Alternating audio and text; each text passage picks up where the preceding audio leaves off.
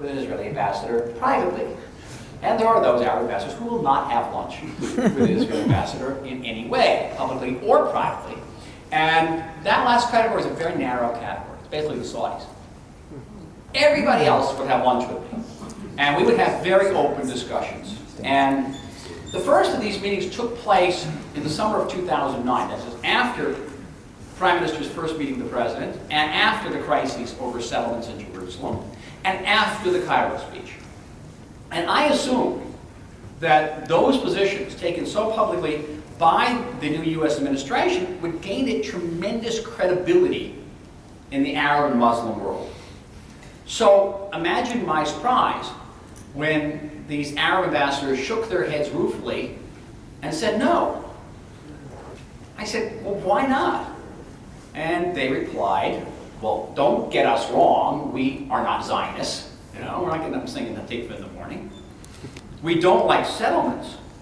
But any country that openly picks a feud with its ally cannot be trusted. Get that? It came as a huge surprise to me.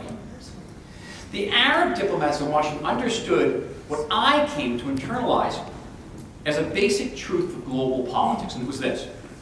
The world watches the U.S.-Israel alliance as a litmus of America's strength and credibility. Now, over the course of the next few years, the U.S. aided Israel militarily with great generosity. U.S.-Israel military cooperation reached unprecedented dimensions and heights. But the world saw very little of that. What did the world see? It saw consecutive crises, all of which were played out very publicly. It began, as I mentioned earlier, with differences over the peace process. It proceeded to differences over how Israel could or could not defend itself against terror. And that reached an apogee during the summer of 2014, Operation Protective Edge. And then it went on to a culmination in the great struggle over the Iranian nuclear deal. Meanwhile, the question hovering over America's credibility was highlighted in 2011 with the outbreak of the Arab Spring.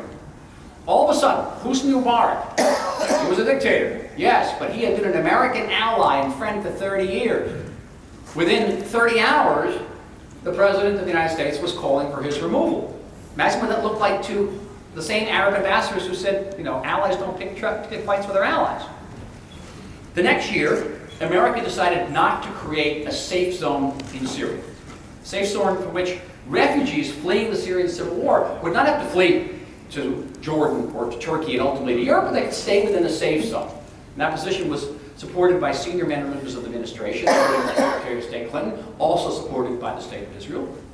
But the White House determined otherwise. And then the next year, 2013, the decision not to enforce the red line after Syrian dictator Bashar al-Assad used chemical weapons against his own population.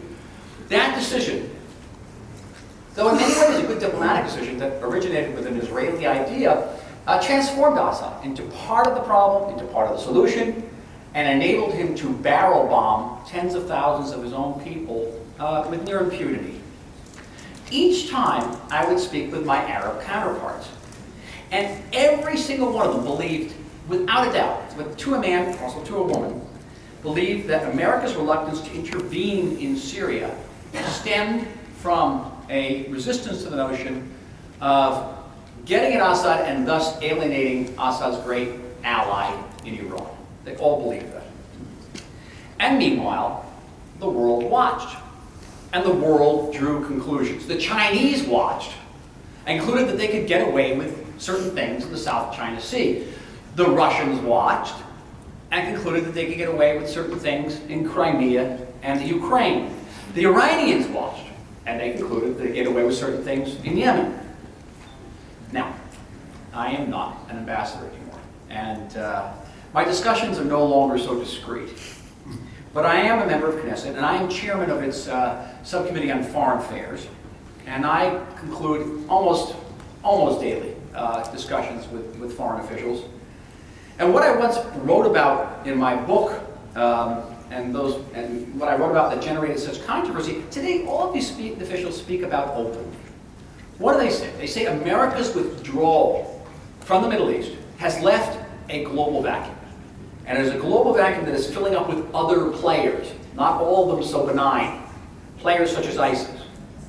The world without America, these officials say, is a sadder and more dangerous place. But the most shocking remark I've heard since being in Knesset came in a discussion with a U.S. member of Congress.